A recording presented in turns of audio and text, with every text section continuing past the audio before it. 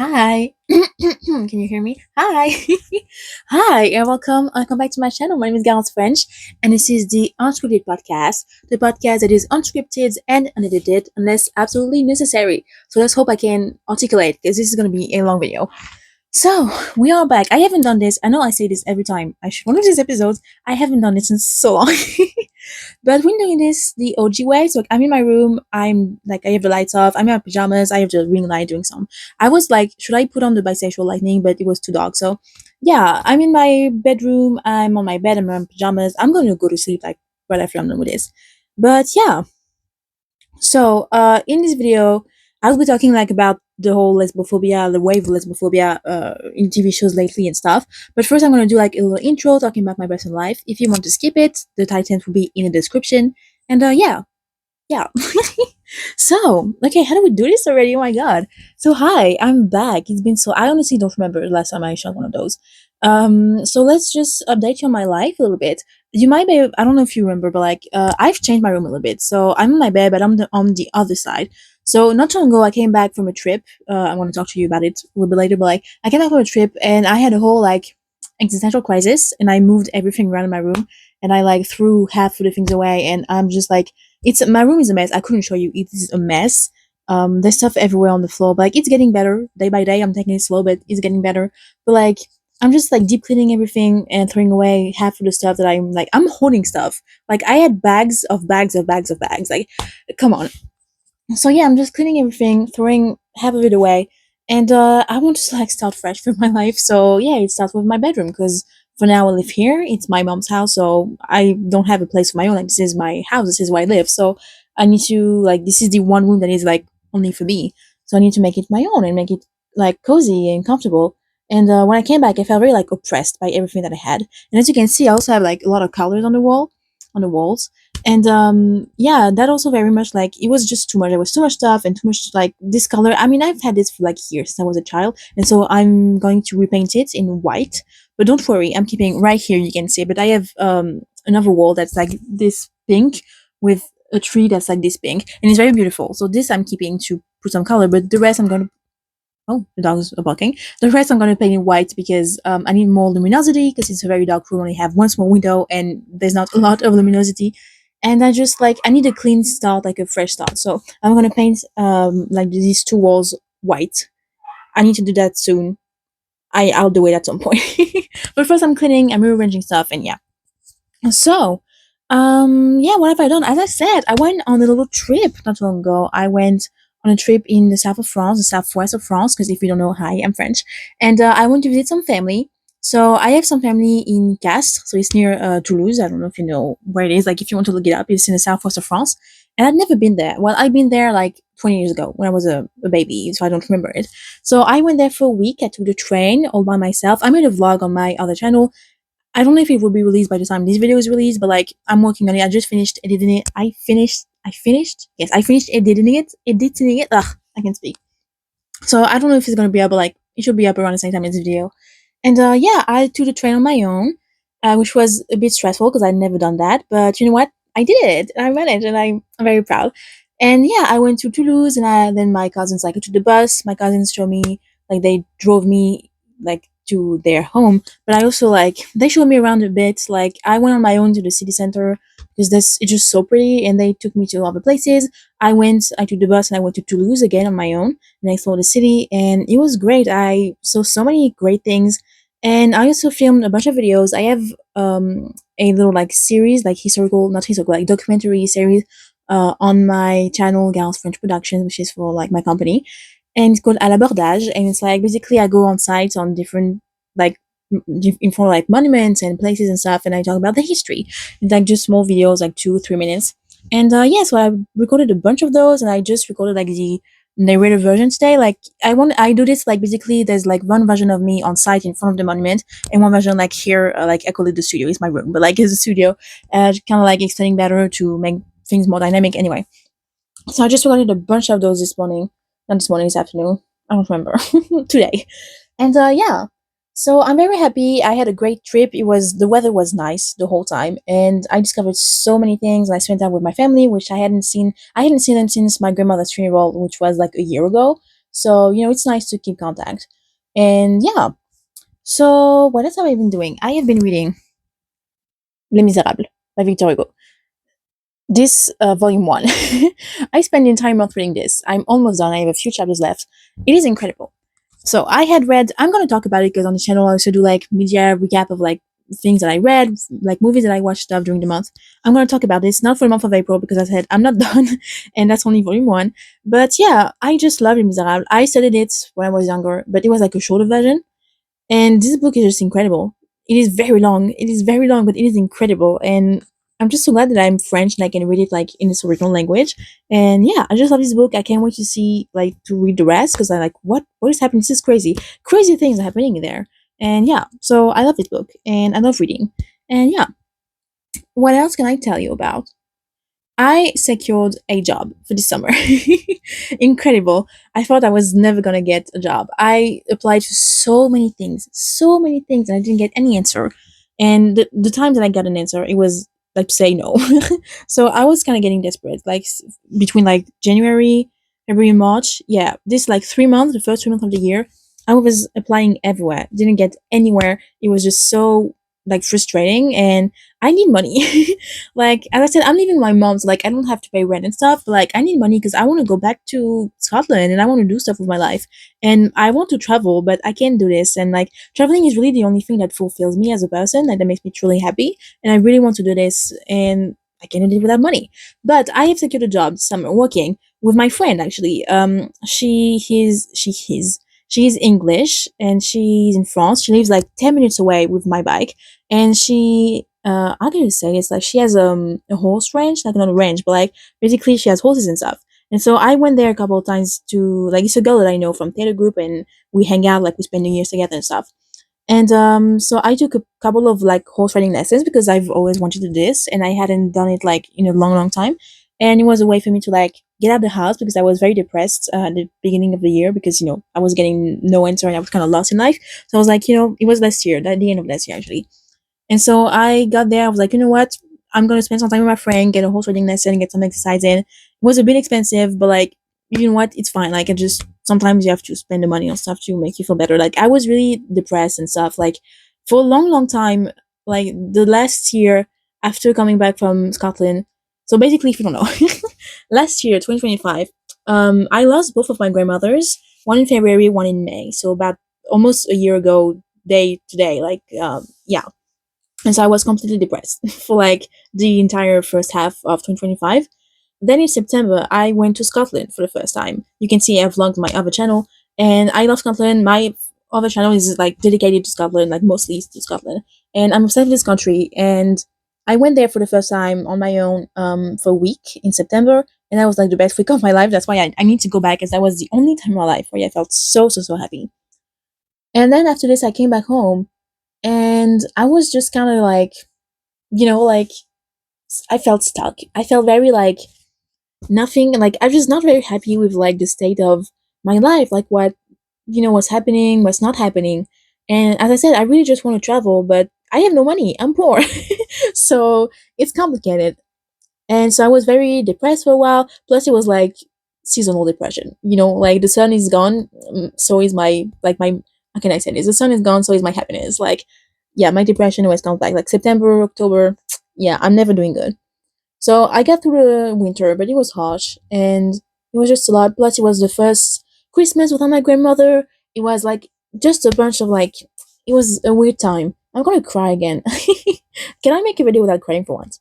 No, but like it was a weird, like as I said, it's been a year, and my therapist says basically when you're grieving someone, you have to go through a year of stuff without them to really like the first Christmas, the first birthday. I'm crying again. I'm not crying, but So it's been a year, so I'm doing better now, but it was very complicated.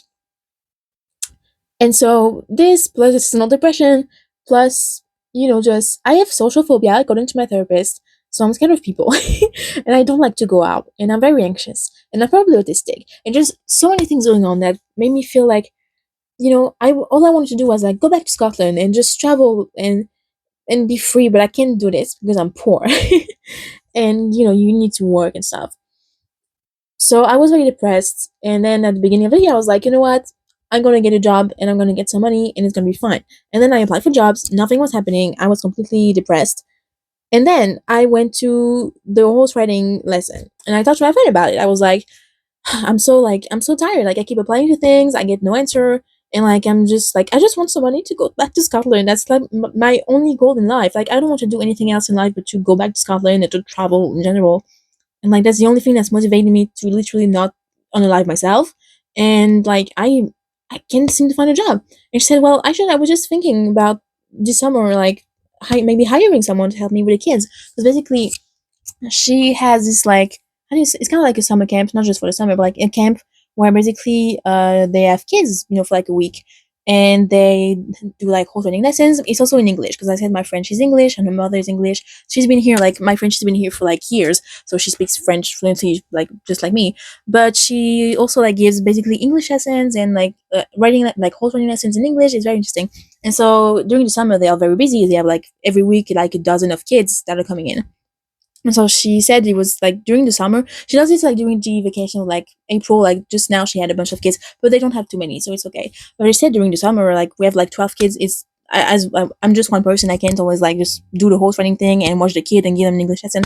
And so since she knows that I speak English and she knows me and she knows that I need a job and that I talked to her about how I was anxious about going to work because I have social phobia. I don't like people. I don't want to be corporate job a 9 to 5. It's really not for me. I'm a free spirit. I'm a free spirit. And I just I can't like how can I say this? This whole society is really not made for me. But I literally my worst nightmare is to have a 9 to 5 working this thing. I don't want to have a boss. It's just really not meant for me. It makes me deeply anxious and unhappy. And that's the way it is in society. That's how you have to work and stuff. But I was telling her this, and she was like, "Well, you can work for me. I mean, this way, it will it. How can I say this? What's the word in English? It can help each other out. We can help each other out. You need a job, you need some money, and you need a work environment that's not too stressful. And I mean, you know me, you know my mom. You've been around the horses, and you have experience with kids. That's great. And I need someone to help me. So maybe we can help each other out." I was like, "Actually, that's perfect. That's perfect." And so yeah, I just went to see her a couple of days ago. I'm going back next week for a horse riding lesson, and then to talk about money stuff, right? And yeah, so I found a job for the summer, at least the month of July, a little bit of the month of June, maybe the month of August. She doesn't know yet. We'll see. But I found a job and I'm gonna get some money, which means the trip to Scotland 2026, it's on. Oh my god. I'm going to go back to Scotland. I'm gonna go I'm hoping. I haven't planned yet. I've been looking things up. And I'm gonna try to spend a week in Glasgow and a week in Edinburgh. Because I haven't been to Glasgow yet, and I need to do that. And yeah, I'll see what I can do. I need to have confirmation that I'm gonna get the money because I don't want to spend money that I don't have. So yeah, I'm very happy about this. So I have been feeling much better since, well, kind of since March actually. I've been because this happened at the beginning of April, but I've been feeling better since March because I just found a new passion in life. I had discussions with people, and I just kind of feel like I need to. I don't know. I don't want to get too much into it. I had this sort of spiritual awakening, and I discovered that you know how can I say this? Basically, I love doing research for my family tree, and that's also why I went to the south of France because one of my cousins he's really into he gave me a huge family tree of informations, and he taught me how to research for information on our family tree, and so I just really been into this, and it's really been helping me get through life. And so yeah. Anyway, so I've been feeling much better since March. March, April have been good month, April especially. And so I hope May is gonna go well. I have time for myself. I'm still studying, online at school, but I can't. Yeah, I haven't found an internship, so I can't actually do the exams at the end of the year. So basically, the last 2 years I've been useless. But anyway, so yeah, that's what's up with me. I'm speaking. I needed to vent. I needed to talk to someone about it. I don't really talk to to people about these things. But yeah, I've been feeling much better. I mean, the spring has come back. The sun is out. Not today. It's been raining all day and yesterday too, and tomorrow as well. And there was some thunder. But I had a great time the other day. I went to the zoo with my friends. It was great. We saw a bunch of very cute animals: otters, raccoons, bears. It was just very fun. And I've been having a pretty good time. So hopefully it lasts. We'll see. We'll see. But for now, I feel kind of free of the shackles of society. So, but before society shackles me back. I'm gonna try to enjoy this time. But yes, let's talk about society. Actually, let's dive into the subject.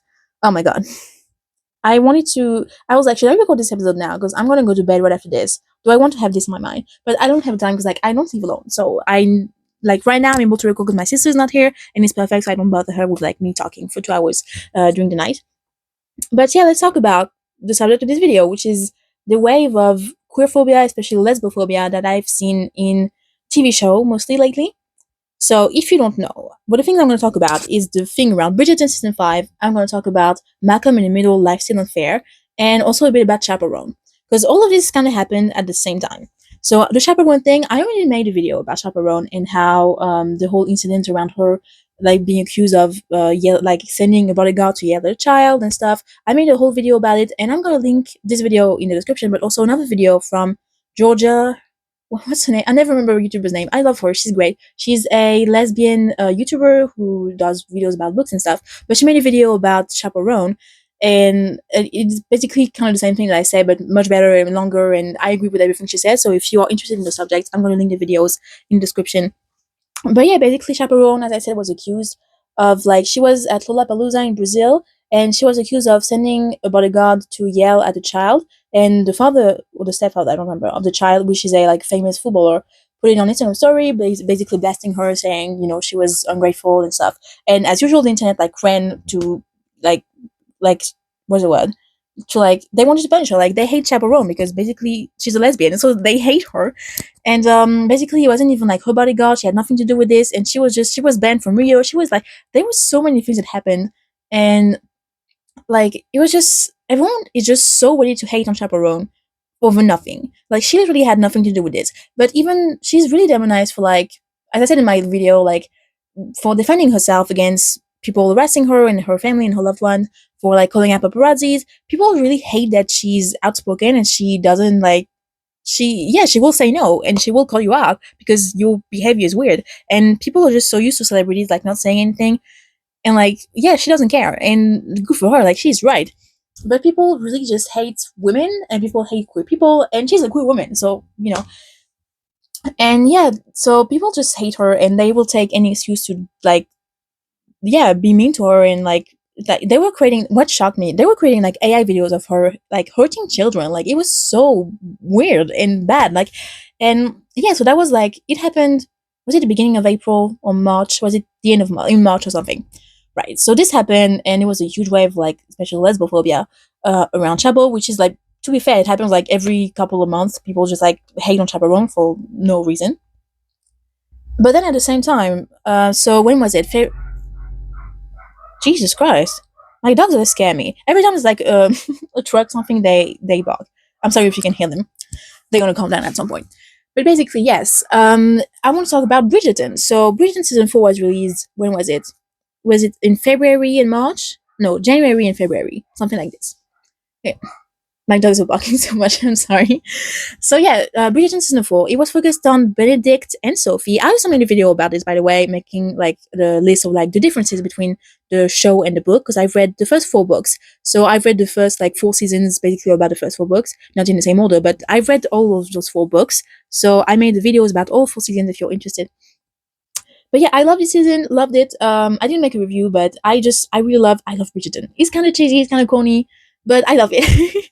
I really loved it. And I love Benedict. I love this story. That was my favorite story. I love the books. The Benedict is my favorite story.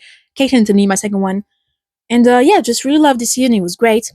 But as usual, people were mad about the lesbians because at the end of season 3, basically Francesca, she's one of the sisters. She's very autistic coded as well, so I relate to her a lot.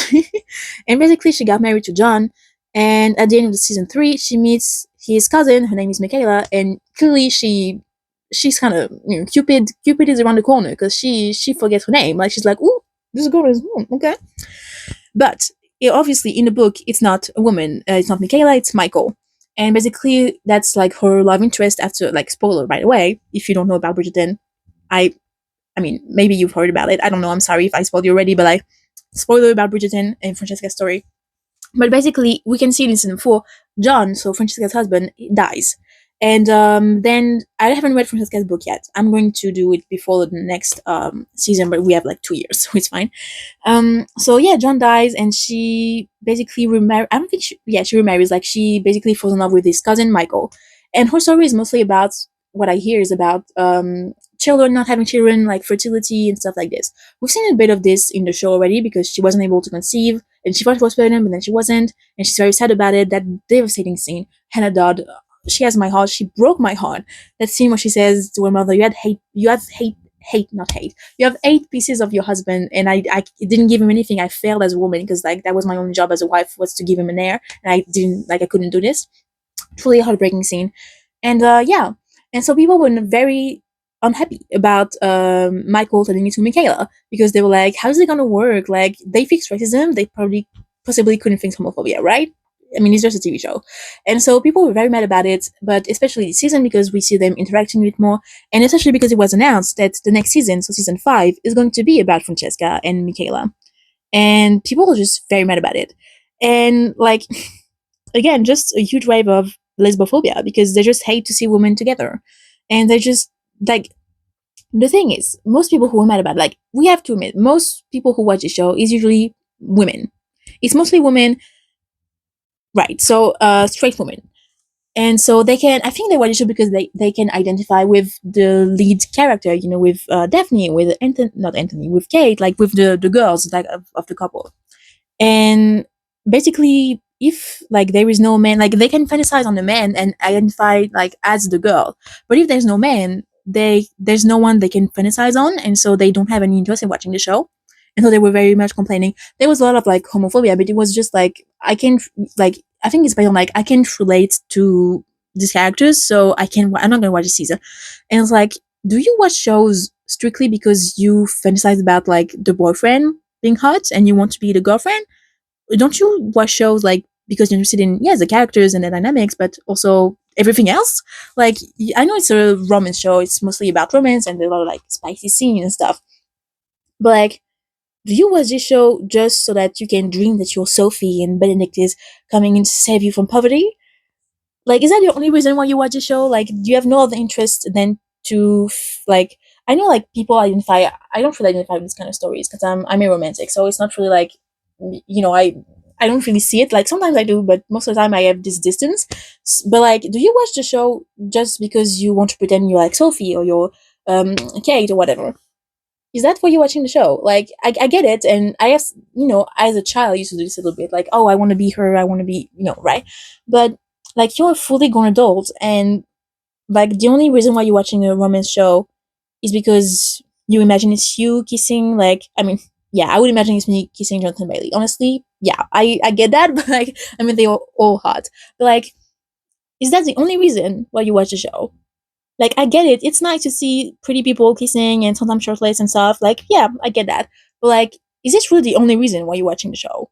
Are you not interested in the dynamics of like the stories, the side characters, I don't know, like everything else? Like, it's crazy to me. Like, just lesbophobia, queerphobia aside, like, are you just like, if you can't, like, because it makes me think about, heated rivalry. So I haven't watched the show, but it's a gay hockey show with 2 men, and basically straight women love this show, and there were many reasons why, because people were saying like they love this show because even though they can't like put themselves in the place of like, 'cause it's 2 men, they can put themselves in the place of one of them, but they can see them like, oh, a man shirtless, that's hot, and there was also the whole like emotional side of like, men in queer relationships, they're much more like, there's more communication, and the emotional labor is like not all on like the woman's shoulder because they're no woman.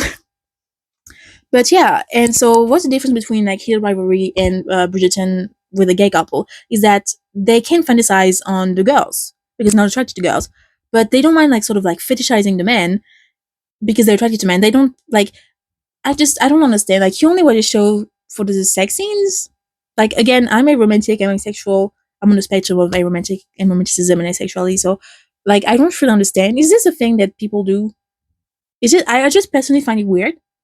But like, is this the only reason why you watch a show? Like, I don't know, people just don't like being uncomfortable. Like, there are shows where I can't identify with the characters, I can't relate to the characters. yet I watch them because it's interesting, and because I also like to, like, I'm open-minded. I like to learn about other, like, like the way other people live, other cultures, other languages, just other states of mind. Like, and I just don't understand, like, people are just watching the show for the sex scenes. Like, I get it, it's mostly what it is about, but I just find it interesting. Like, I don't know, it's a discussion to be have, and if you have any insights, like, into that, please put it in the comments.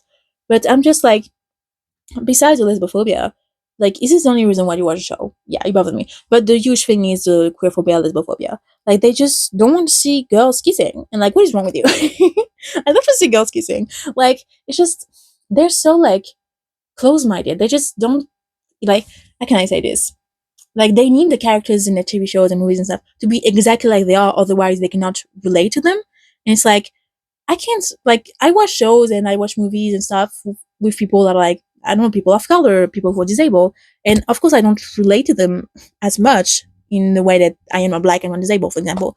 But, like, I can still relate to them because at the end of the day, we're all human, and we go through very human emotions. And also, like, if I watch someone from another community, like, go through things that I don't go through, like, as a white person, for example, I'm also learning, and I'm, like, growing my compassion. I'm always saying, like, empathy is a muscle, and, like, I'm training that muscle. Like, I'm just, okay, I don't know about that. Like, I can relate to you through that very human experience, but that very, like, let's say, black experience that I can't relate to because I'm white, like, I can learn through it. Like, I can say, okay, I didn't know you were going through this, or, like, yeah, I know, like, right, I can just, like, grow and open my mind and work my empathy muscle. But people just are really uncomfortable when their shows are not, like, mirrors of who they are. It's like, you need to watch things that make you uncomfortable. You need to watch things with characters you can't relate to, because that's how you grow your empathy muscle. That's how you grow your compassion.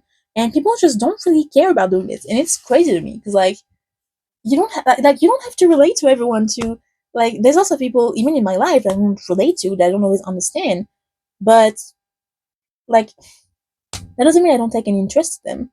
It's like, what, like, I just hate this. Like, why do you surround yourself, in this case, like, through TV shows and movies, with only people that look like you and that have the same experiences as you? Like, you learn nothing about the world, about people. And it's just crazy to me that, like, people are so close-minded and so focused on themselves that they can't see that there are other people that are different from them, and that live different things, that go through different things, and that those things can be interesting and can help you learn and grow. And people just don't care about this thing. Now, a lot of people use the excuse of, like, oh, but in the book, like, we're not faithful to the book. First of all, if you've seen any of my videos about those books, the books in the show, like, they're very different. They have the same, like, plot line, but they're very different in a lot of ways. Obviously, there's, like, the blind casting where we have people of color in society, when in the books that's really not the case. But, like, people saying, oh, but, like, how is she gonna get through the, like, how is Francesca going to get through the storyline of, like, being, like, not being able to have a child and stuff? We already kind of went through that in the fourth season, as I said, with the scene where she cries, and that broke my heart. We kind of already went through that, and I don't know. As I said, I haven't read her book yet, so I can't tell, like, exactly what happened in the book. But, like, also, can you just trust the show runners? Like, can you just trust the show a little bit? Like, maybe they know what they're doing. Maybe they're just not just, like, sprinkling some random diversity in here to, like, I mean, shows do that. Absolutely, shows do that. But maybe they have a point, they know what they're doing. And also, the author of the books, Julia Quinn, I think that's her name, she's on board. Like, she's very much agreeing to all of this. So it's not like they're going fully off the rail and doing whatever. Like, people just keep judging things before that's what I hate. And I think about making a video about this, but people are just, like, judging things before seeing, like, you see the trailer, you see a picture of, like, a leaked picture of something on set, and they immediately judge everything as if they've seen the entire movie, the entire show already. It's like, can you wait? Maybe they're gonna handle that storyline very poorly. Maybe they will, I don't know. Or maybe they will do justice and make it good. We don't know, we haven't seen the show yet. You can't judge something you haven't seen yet. And, like, I don't know, they're just using the book as an excuse to, like, I'm not homophobic, but blah blah blah blah blah. They're mostly homophobic, usually. They're mostly homophobic. Like, it's okay that, like, the show is different from the book. If you don't like it, just go read the books. Like, it's fine. It's another media, it's a different thing, you know? So, yeah, people just using a lot of this as an excuse to, like, it's not accurate to the book. How is it gonna, oh, they're gonna do this? I'm just worried about this. People were very complaining. They're very complaining. They were very, like, mad also about not Eloise not being the lead for the 5th season. And they were like, oh, what is she gonna do? Just, like, sit around again, do nothing? And like, have we watched the same show? Because like, yes, Eloise did not have any love interest. She had one at some point, like Theo, what was his name, and like love interest. I'm using Miguel's here, but yeah, people were like, oh, what is she gonna do? Like her love interest? Because I think Eloise is the fifth book, and Francesca is the sixth one, so it's like the opposite. And it's like Eloise has not been doing nothing. Like especially in that last season, she has not been doing nothing. She has been evolving as a person, and she has been learning about herself and about other people. And yes, she hasn't done anything romantically, but because she hasn't done anything romantically doesn't mean she has not done anything like worth living through, you know? Like, oh, what is she gonna do for another season? Learn about herself? Discover who she is, discover what she wants in life? I don't know. Like, is that not important to you, or do you only care about the sex scenes? Like, yes, like romantically she hasn't done anything. But like she has learned, like she has done so much, especially in that season when with Hyacinth and Tails were like, you act like you're so tough and so much better than everyone, but like you're just mean.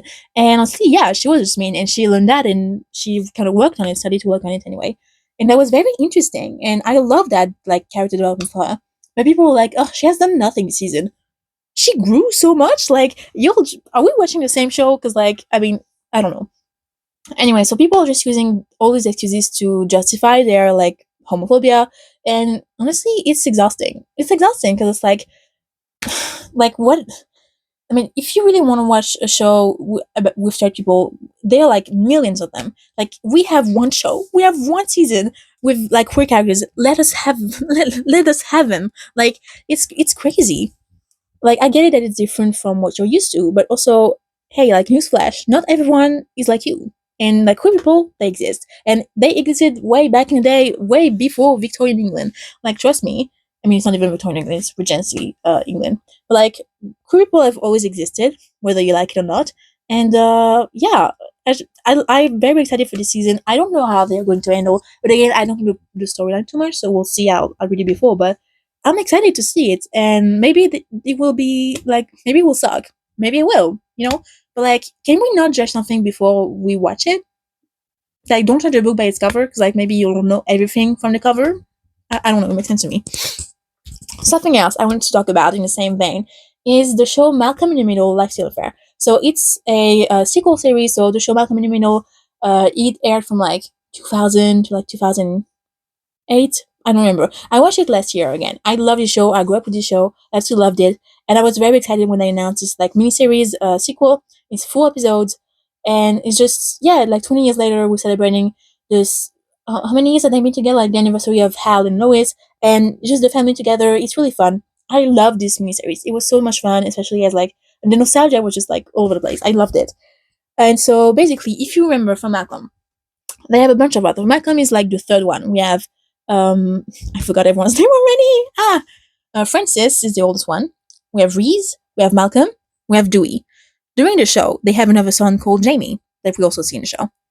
And then at the end, like the last episode, it ends on Lois discovering that she's pregnant again, which is a problem. They have no money, and it's just all a mess. And the last episode, they just discover she's pregnant again. And so in that show, we have that new sibling, and that new sibling happens to be Kelly, who uses they them pronouns. And we see that in like the first episode, like Kelly was born like a female, but they use they them pronouns. And people were so mad about this. People were so mad. Like it's one character. They're not even the main character. Like they're here. We see them, you know, in every episode, but like Malcolm is very much still the main character. The parents are the main characters. Kelly is here every now and then in a couple of scenes. We don't see them that much. And it's not like they, how can I say this? They're not like overtly queer in a way that like they don't go to Pride, right? We're not like waving around trans flags, like, right? They're just like here and doing things with the other siblings, just like any other sibling. Had they been a they, had they been a she, it would not have made any difference. The only thing kind of queer coded, like at the end, it was for the party, they were wearing kind of a tuxedo, kind of more like gender neutral style, which I love. They look great. I don't know if the actor is like trans as well, as like non-binary as well. But you know, the character, they look great. And that was the only thing that could be like interpreted as kind of queer.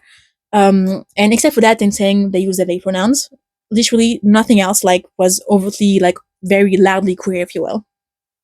And people were so mad about this. There was such a way of like homophobia, and well, not homophobia, like in this case, transphobia, of like, why do we need to have like a non-binary sibling? It's like, There's one. There's like 5 kids, and there's one that's not binary. Why are you so mad? Like, it's sending me. It also makes a lot of sense because, like, I mean, how many, 4, 5. The first 5 were like boys, right? As I said, Francis, Riz, Malcolm, Dewey, and Jamie. They're all boys, and so the last one was born a girl. But given the environments and how they were raised and stuff, it would not surprise me that, yeah, they were a bit more like masculine and stuff. So they would be more into, yeah, masculine activities in this very masculine environment with brothers and stuff. Maybe they will like be more like gender neutral and stuff. That makes a lot of sense actually, like story wise, if you know the show and stuff. And yeah, I just thought it was really cool. Like it did not feel forced. We had a lot more representation in that television series because obviously, I mean, the show was like 25 years ago, so the diversity. All it was good because we had a lot of black people, and also we had what's his name? His best friend. I forget the best friend in the wheelchair. He's a black disabled gay man. Love that.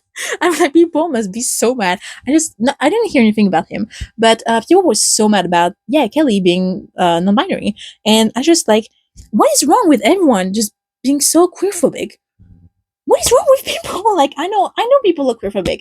I know we live in a world where being gay, being trans is like a crime and a sin apparently, but like, what was that wave? It's like a wave of like, oh, we hate chaperone and we hate lesbians and we hate trans people. It's like, I mean, I know that is a reality, and I avoid the news especially because of that. But like, there was like just this, like the entertainment thing, like the TV shows and the music. Like, people are just so queerphobic in so many ways, and like, why are you so mad? It's one character. It's one character, and like, it's one season of religion. Like, you're not gonna die if you see a queer person on your TV. Your child is not going to become straight. No, become straight. Your child is not going to become gay or trans if they see one queer character on your TV. Like, I don't know. It's mostly a rant, this little video, because I mean, people are queerphobic. That's just how it is. That's in society. But like, I am baffled. Like, I'm just so baffled. Like, why are you so mad? It's literally like, it doesn't matter that much. Like, sexuality is not real, gender is not real. It's all a construct. It's all a concept, and you're so mad about this.